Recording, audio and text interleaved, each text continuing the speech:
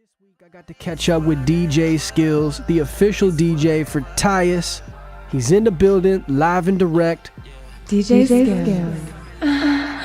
Everybody knows TYuS. Yeah, it's pretty tight. So, do you do all the shows with him on the road too? Mm-hmm. I'm his official DJ. That's tight, Yeah, man. like official. How'd you guys link up? I was Bryson's DJ, Tiller's, Bryson before. Tiller? Yeah, I was his DJ when he got his deal.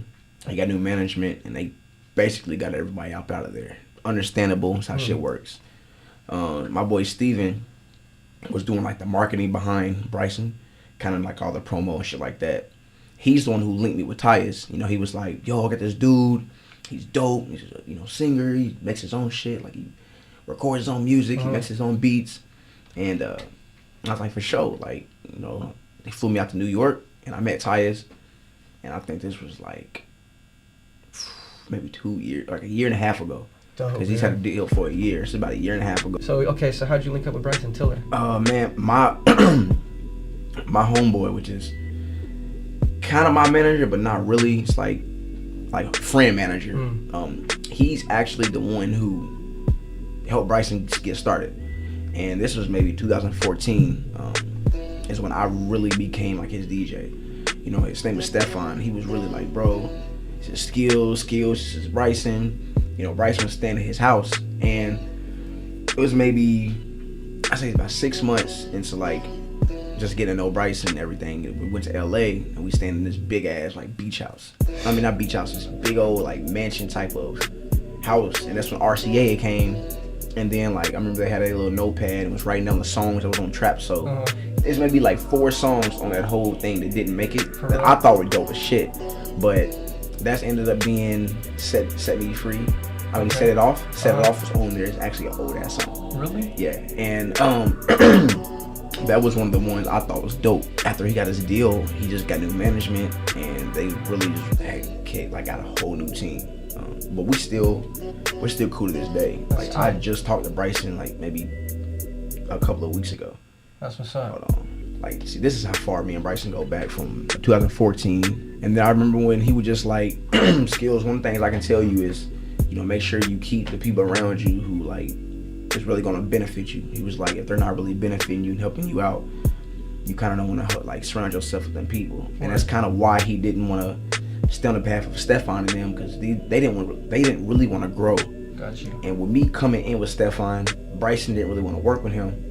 So Bryson was like, Skills, I fuck with you, but I can't really work with Stefan. So it's like I was guilty by association, but we still cool. It was just one of them things where he knew if I was still his DJ, Stefan would come along. Because me and Stefan like that. And he's your kind of your management team. Right. Okay.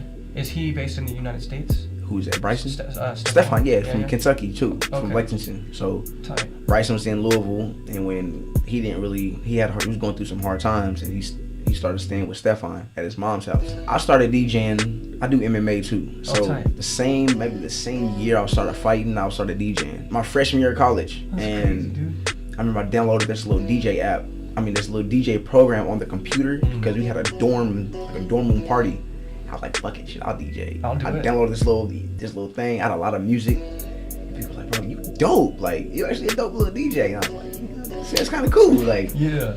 And then I remember everyone always called me Skills. They was like, man, you can do everything. Like, literally, you can do everything besides grow. I can't grow worth a lick.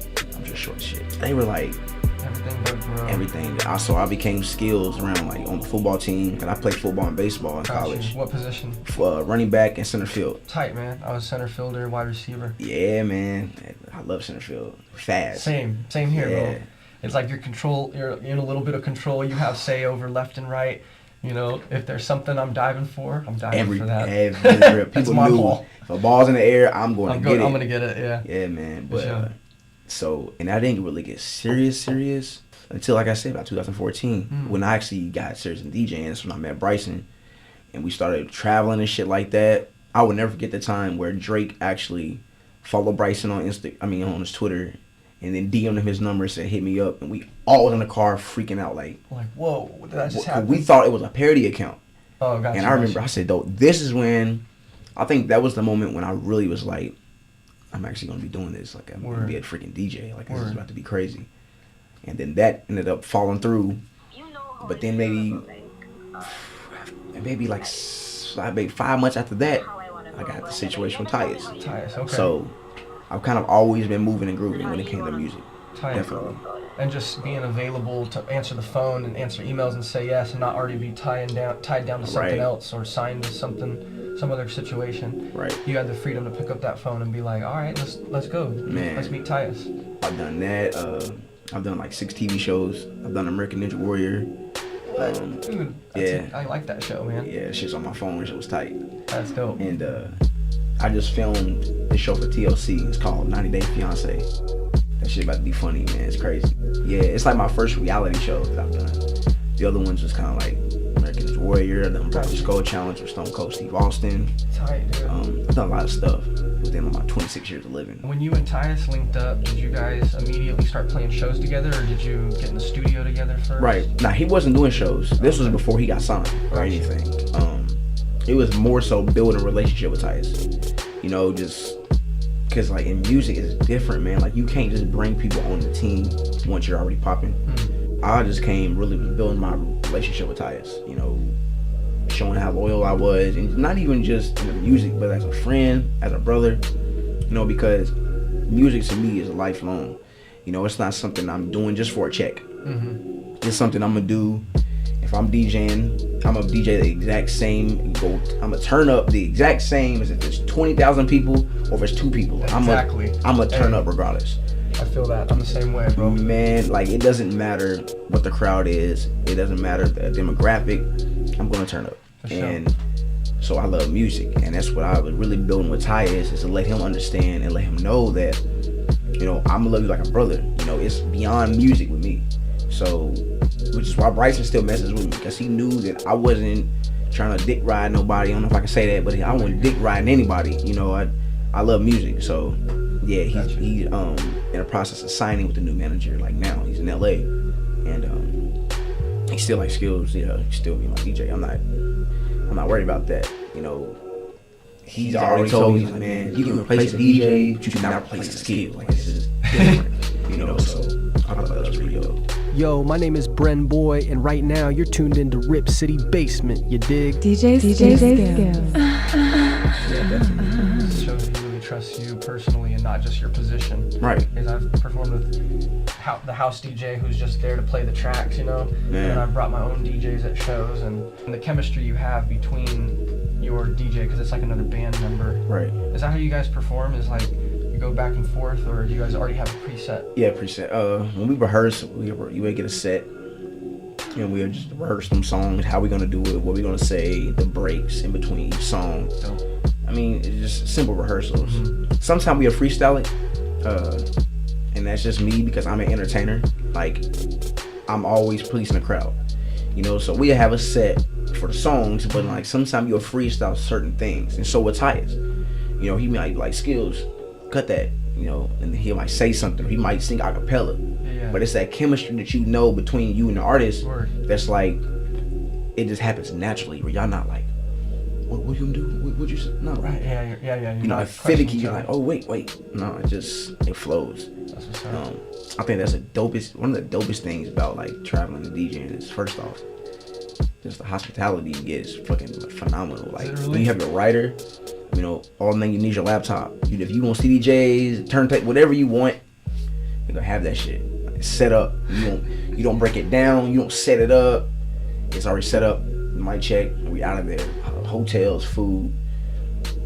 That's great hospitality, dude. Yeah, it's just fire. See, I need to step up my show writer and start telling them, hey man, you need to give me a little bit more. Give me that backstage table with the chicken and the pineapple in the back. Oh, you get that too. If you ask for food or whatever alcohol, it's there. DJ Skills. The man who can do everything except grow. People need to recognize and respect, bruh. Like, the DJ plays an important role. I feel like a lot of times people don't respect the DJ until they realize how serious our position really is. I don't give a damn. DJ, good, bad, let him cut the music off in the middle of your party. Your party is over. You're right. Your party's, it don't matter if he was good or your party's over. People want to start looking around like, what's going on? But the same DJ you just paid $50 to, you just ended your party. When you could have had someone paid a little bit more money, everyone had a good time, but it's just like they just think for our position it's just playing music until you get someone who just plays music, and then you're like, this DJ's terrible. Right. What is he doing? I'm an entertainer. You know, I feel like when people pay to go to an event, you know, of course I'm getting paid, but they're paying their money to go have fun. There's no way I can just play music. There's no way. I can't do that. Some DJs are good at that. Like, you go to Vegas, I remember I DJ'd at Dre's one time, and the actual like main DJ there, my opinion, man, he was like 5 or 6, and I was like, dude, you're the house DJ at Dre's. I know you're getting a couple $1,000s a night, at least a couple thousand. At least try for the audience. Man, bro, you're bullshitting. Like, I was like, and I went in there and went nuts, and she was like, where you from? I was like, from Kentucky, man. Hell yeah. It was like, Kentucky? I was like, yeah, yeah. Dope, dude. But I love DJing though, for sure. Yeah, so a lot of people will say, oh, DJ is just the dude that's pushing the play button between the next songs, and I see people do that at shows. Oh, They'll be like, oh, I'm just gonna bring you my 4 tracks. I'm just gonna have them play them and I'm gonna rap to them. But then, like, the outro, when the music is dying down, you don't want to play that in a live set. No. You want to cut that and maybe drop like an air horn or some special tag that you have, and then get into the next song, keep it going, you know? Like Bryson Tiller's whole album, Trap Soul, it's like right when that song ends, it's like you start hearing the next hi-hat and boom, and then we just get into the next song, you know? I think live performances should be that way too, and people will take the DJ for granted and be like, yo, just play this song, let me rap on it. But they're not paying attention to when to cut it, when to mix it, what the crowd's doing, if they're walking to the bar. Well, my thing as a DJ, I always say this every time I go somewhere, and they ask me like, you know, what's your motto for DJing? I'm like, look, it's not what you play, it's how you play it. I will agree with that, and I will stick by that, because I've proved that it's not what you play, it's how you play it. Like, I'll sit there and I'll take Sweet Home Alabama, and I'll mix it with like Blow the Whistle instrumental. And they I gotta hear that. Like, what? I'll mix Journey, Don't Stop Believing. I'll mix Michael Jackson, Beat It with like What You Mean, or like Bad and Bougie instrumental. And it's just like songs like that you never would think about playing in a club, but how you play it, people was like, yo, that was actually dope as fuck. So, and I have videos on like my Instagram, like my mashups. I'll do random mashups, and I'll do it in a club. That's sick, dude. Because I want to catch people's attention.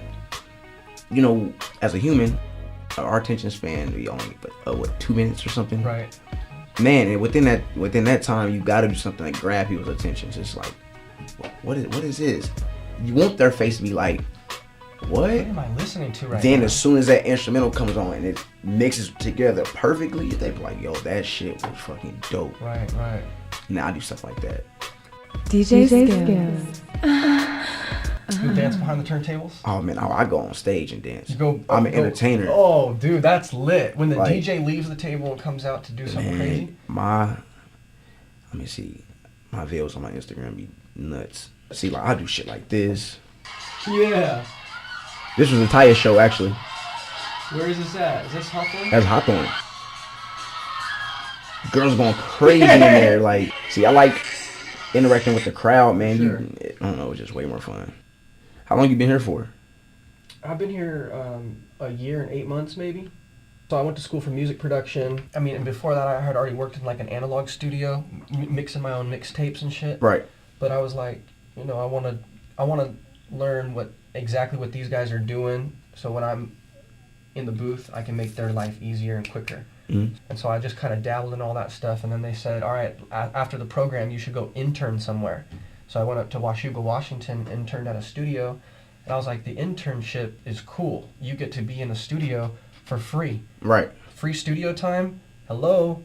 The one time, the engineer at the studio was like, I gave him some herb, and it's, you know, grown in Southern Oregon. I was like, you know, I want to share this with you. And he smoked it, and he was like, man, this is so good. I'm going to have to go lay down for a little bit. You guys, the interns, you guys just do whatever you want. He left us alone for 8 hours. And so we're just like, what do we do while he's sleeping on the couch? So we started messing around. He was asleep for hours. He just was like sleeping and up getting some food, just like he left us alone. Right. And there's a disc golf course on the property, so we're out playing disc golf, getting good ideas, going back to the studio, laying down the piano, and then go back out, smoke some herb, drink a beer, come back in, do the hi-hats, and we made a beat that's on my new EP. It's called Light Up, and it's one of the dopest. Like it's kind of trappy with some heavy bass tones, and I composed it with the piano player. And I was like, man, we just got to do that here for free. Free. But I just got to sit here and compose a whole project, no charge. Right. So I was like, dude, when the internship was over, I wanted to do it again. And that's when I came here to KBOO, because I was like, dude, we got 5 production. Yeah. That's dope, man. That's dope. I've been here till 3 a.m. It's open 24/7? It's a radio station, so something has to go out on the airwaves. Damn, that shit's fire. One of TYuS's really close friends, you know Johnny Cool? Johnny Cool, he was just here. He's here? Yeah. He was like showing us beats, spitting new raps that he had. And me and him use this place because like we're artists, but we recognize that this place is available for us who are into production. Right. I see him here late at night, midnight, we're in here working. I make maybe like, I think this month, and today's the 9th, I think I have like 35 beats. In a month? This month, just so far, in 9 days. It's not a bad thing to put all your beats out there. It's not. I mean, you're a producer. People want to buy a beat, sell them for a beat. It to them, yeah. But like with me, that I'm just using my connections I have. And one of his name is Raheem. He's like 740 Project. Tight. But I just he knew I produced just because I put some on my Insta Snap, and then I was like, yeah, man. Like he said, people asking for beats all the time, and he's like, producers be bullshitting, and I'm like, bro, I will send you beat every time I finish a beat. I'll send you that shit. And he was saying, yeah, of course, send me some. I sent him. He texted me back and was like, bro, that was exactly what he said. He was like, bro, you're fucking nice. And he was like, make a tag, cause I didn't have not a DJ tag, a production tag, because I really kind of started producing, but I was just good at that shit. Got you. But like, look, he's like, dude, you were fucking nice. Like, So you started DJing before you started making beats? I started making beats and really started actually making beats like February, because up until that time I was just bullshitting. Like I'd have TYuS's computer and because he has a Fruity Loops, so I was mixing beats on his. Tight. But then I had my own, and I started downloading the packs and all that. It really started like February. Wow. And like now I make stuff and shit sounds like super dope. That's cool. You got one on your phone that you can play? I have a lot on my phone. Let's see. So one of my things on Rip City Basement is I always try to get people's exclusive shit that hasn't, give me a little sample. Right. Well, this one I'm working on. I'm not finished this one yet. Okay, yeah. From like trap, R&B, I mean literally everything. I have like some Caribbean, all type of shit. Dope.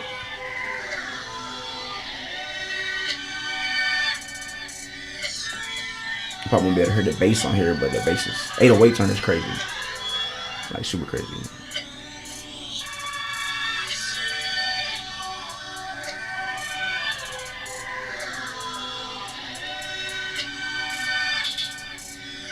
It's bass right here, you can't hear it.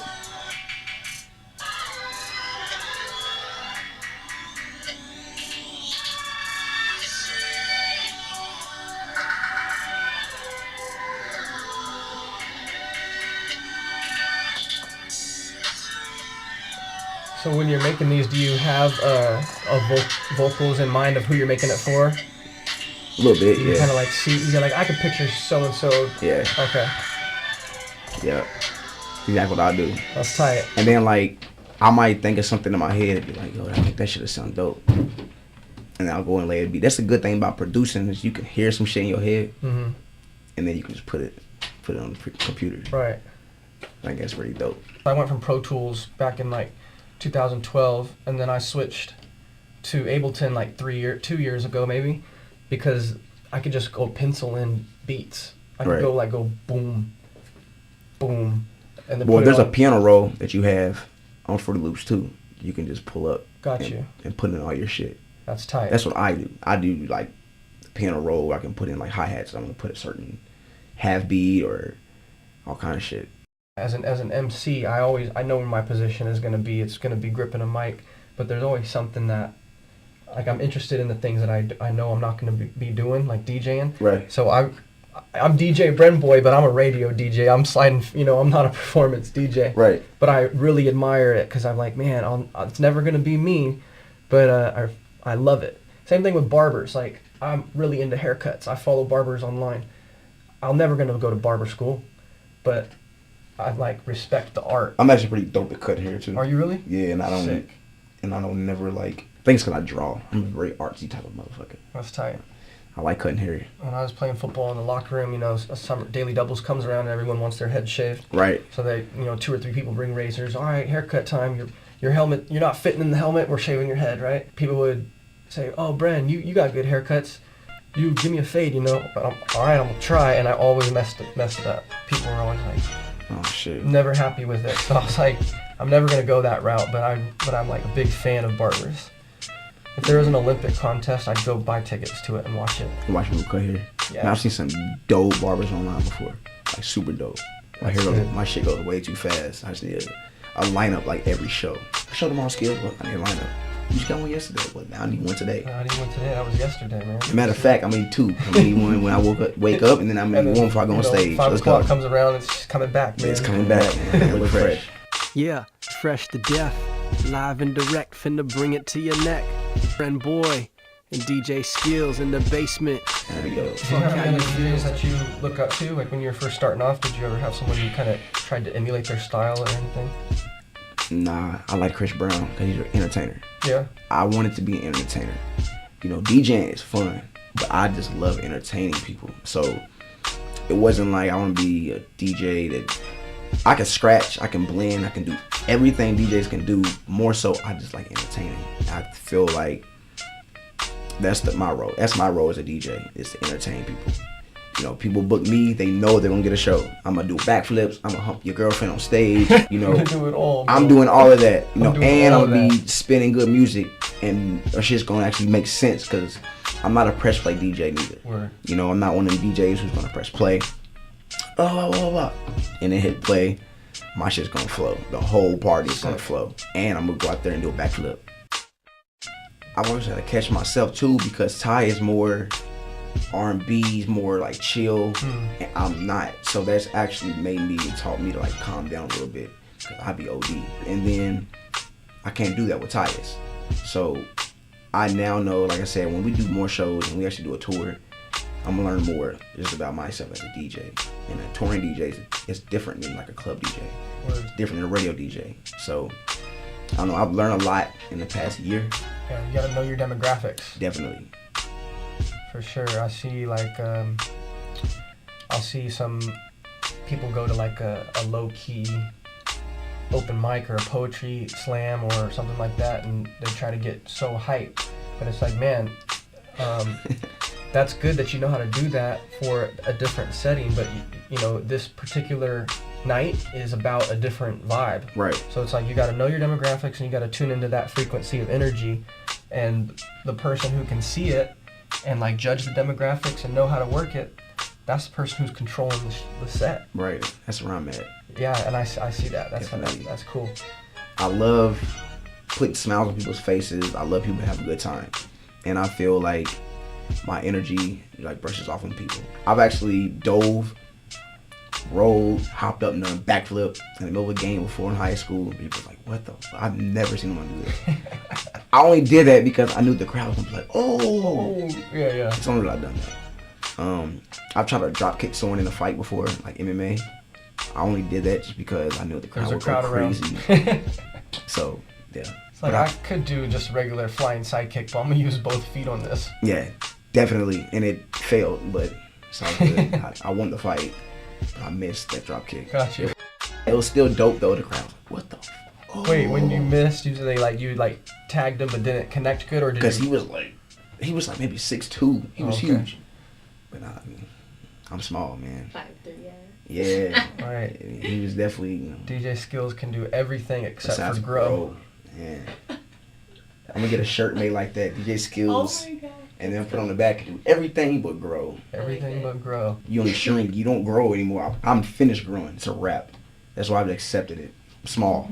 When they put you on stage, did they give you a platform to stand on so you look a little Honestly, bigger? no, because I have in my writer, I'll adjust the table, or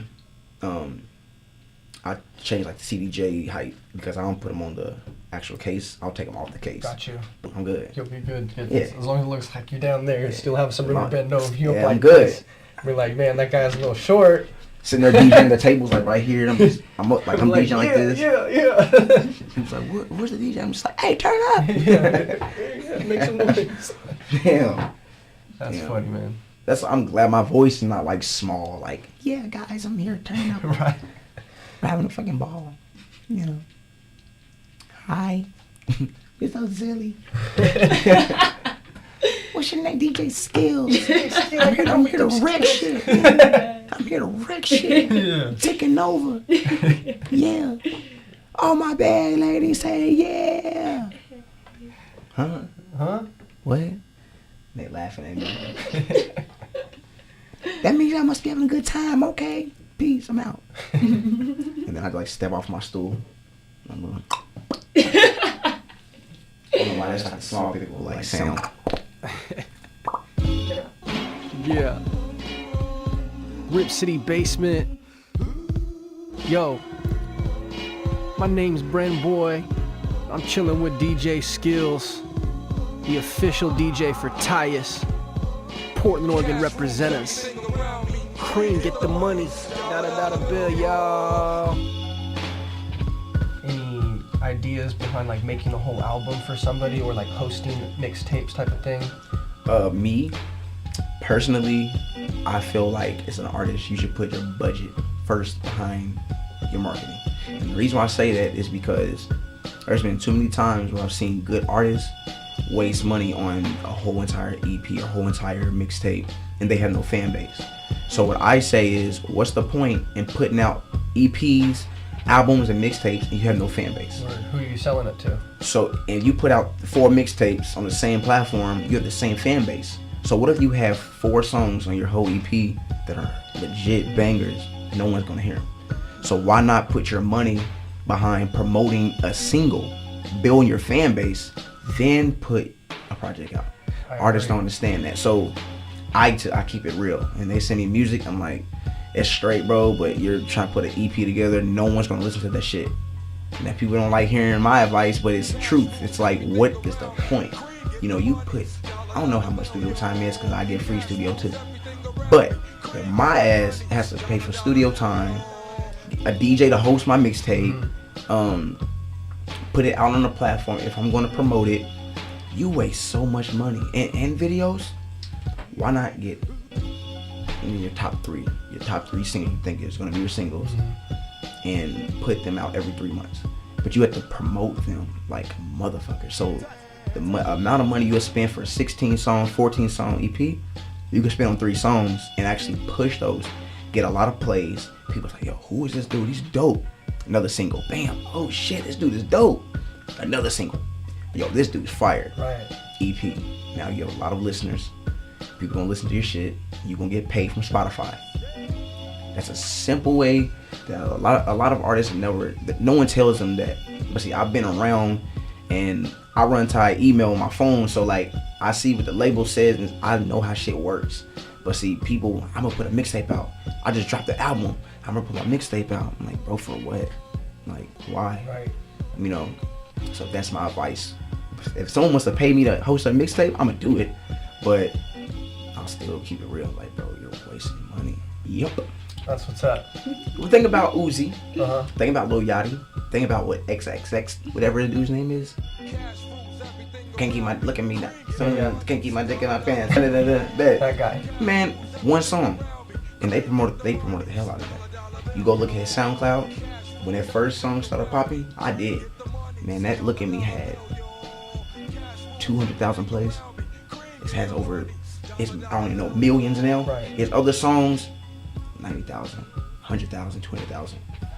That one's millions. He built a fan base off of that one song. Mm-hmm. Now you put out, it don't matter. You have a banger.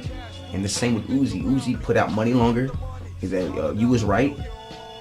He promoted those. That's what Raheem and them does. They market songs, and they build fan base. They build your fan base. That makes money. Who buys your music? The fans. So I'm not about to put out 20 songs and I have no fan base. I can't. That's wasting money. That's like literally, I go pay for my studio time. You're cool. You get free studio time.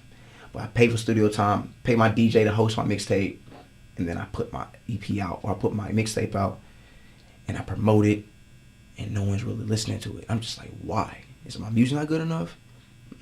I've heard some dope ass artists and they not go nowhere because they do it wrong. You know, you take one of your singles and social media is everything.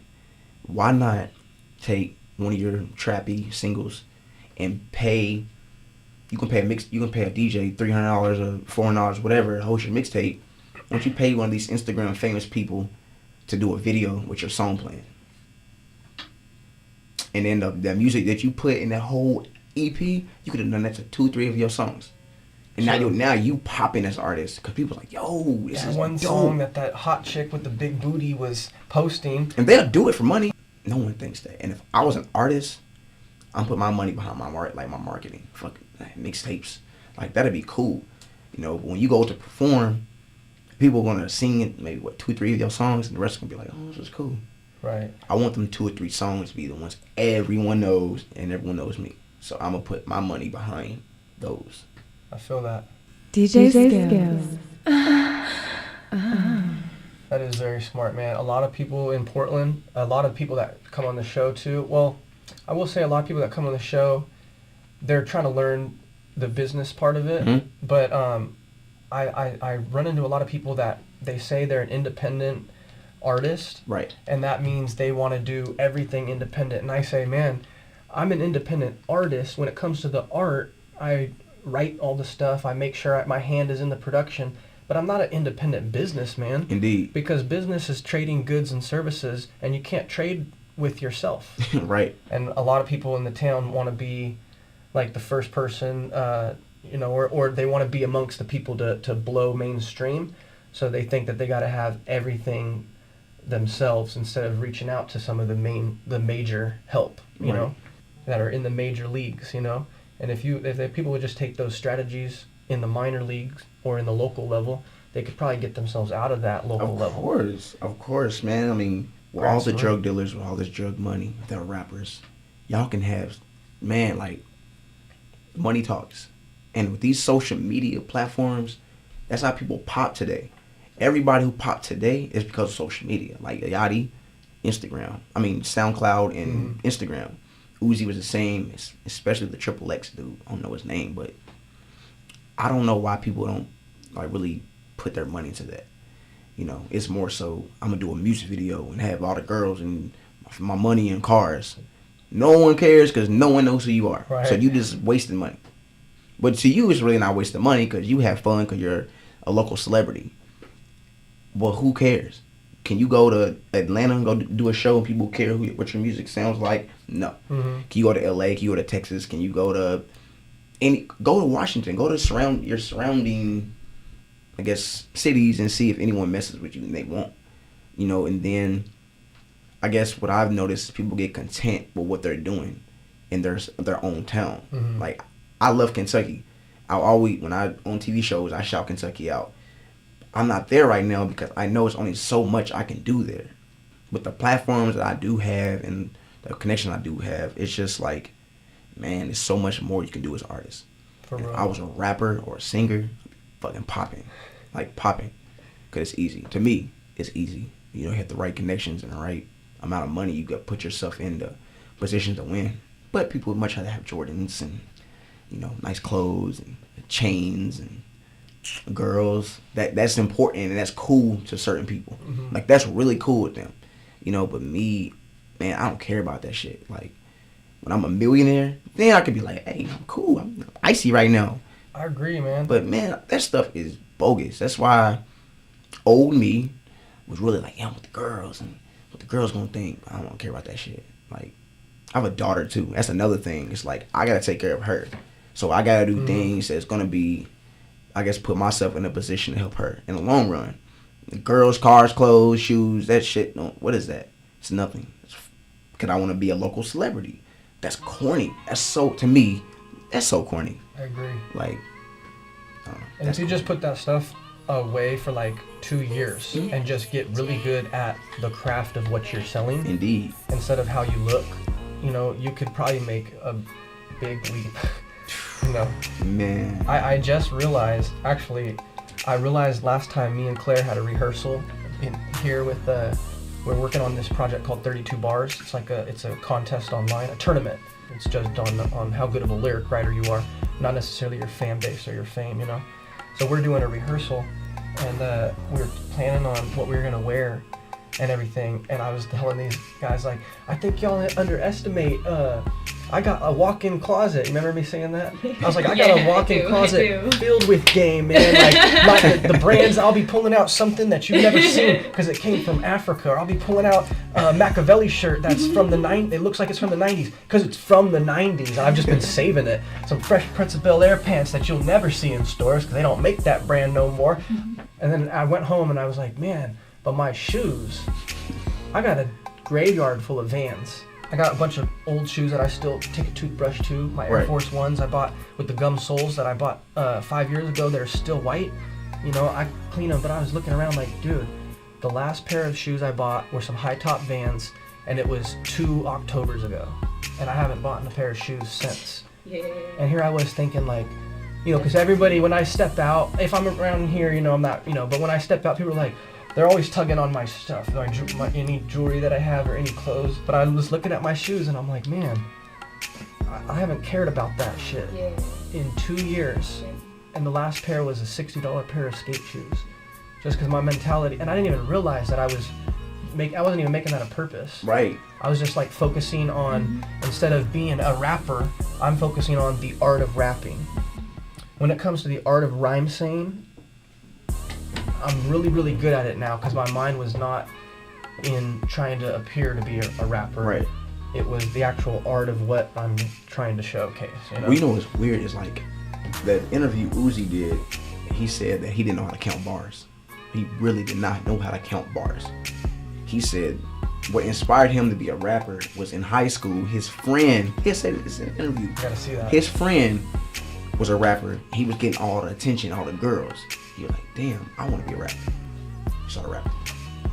And I was like, that just go to show people understand. It's just like your marketing is everything. And like you said, focusing on the craft. And he wanted to focus on was being an entertainer. Lord. He loved, what's his name? Marilyn Manson? The rock shit? Yeah, right. One of his idols is Marilyn Manson. He's like, because he's a rock star. And Uzi calls himself a rock star because he loves that lifestyle. Mm-hmm. But it's like you just said, man, really focusing on what's important.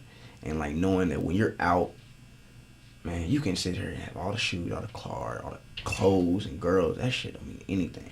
You know, if you want to be a rapper, right, and you're not popping, what's the point, man? But you know, I feel like sometimes people are like, I feel like they're missing something. Like they're shallow inside, so that's why they try to substitute, you know, their life and their not really mistakes, but the downside in their life. They try to substitute that with glamour and clothes and shoes and girls. They try to hide it and they try to cover it up when really they're missing and they're lost. You know, they're like, damn, here I am. I'm 28 now. I was 20 when I started this. I'm 28. And all I have to show for this is a few girls, a few cars, a couple chains. And a couple of chains. And now they're like, they're trying to make themselves look and feel bigger than what they really are. Instead of really focusing on what you want to do. Mm-hmm. Like, do you want to make money in this? Because a lot of artists don't even know what they want to do. They just like, I want to rap. What do you want to do? I want to make a lot of money. Bro, you know how long it takes you to make money in music? For real, you better sell weed first, man. or be a promoter for some rappers, or learn something about the game, do a service. So they'll see Future and Young Thug, all people with these Migos, chains and cars. Mm-hmm. Bro, how do you know that's thirds? Like, how do you know that's not advancement money that they have to pay back? Because that's how it works. Right. It don't work like you just become a millionaire because you're famous. I mean, you have to pay their money back. So I think they try to compete with them artists. You know, like, well, Migos got the chains. I have the chains too. That means I'm popping. Mm-hmm. Yeah, Don't I just get- got a new car with the sound system. I'm a rapper now. I'm a rapper now, right? It's like, minus that shit. Don't even look at that. Don't even look. Who's better at this one particular craft of rhyme saying? Cut all the other stuff. You know, I say in one of my, because I came from slam poetry and then started doing raps. Started putting beats behind the poems. And one of my poems, I say, whether you're boyish or girly, straight hair or curly, crooked, bended, or wavy, your fucking preference don't faze me. Look, I've lost battles to doctors, several bums, and chicks that spit smoother than Jay-Z. Real MCs, we don't fuck with haters who doubt us. The shit that we go through to climb these lyrical mountains. I'm on the road smoked out like my hometown is. Never seen forever present, kinda like my brownness. That shit fired. Thanks. That shit's fired. You know, that my spoken word little, way of thinking is like, dim lights, I'm in the back, not trying to hype nothing, I'm just watching, writing some stuff. That'd be a dope ass visual, like for a damn music video. You're right. Super simple. Super like simple. a dark ass room, like a light just shine around top of there. Just that shit'd be a Kangol fire. hat. That should be hella wavy. A Kangol hat down, you only see one eye. Yeah. That should be hella wavy. That would be, huh? Yeah, that should be hella wavy. Yeah. It's a dope ass visual idea. That's true, man. Yeah, Hey, that shit's fire. good stuff. Well, it's good sitting with you, bro. Oh, for sure, Yeah, man. really good meeting you. Definitely, bro. DJ Skills.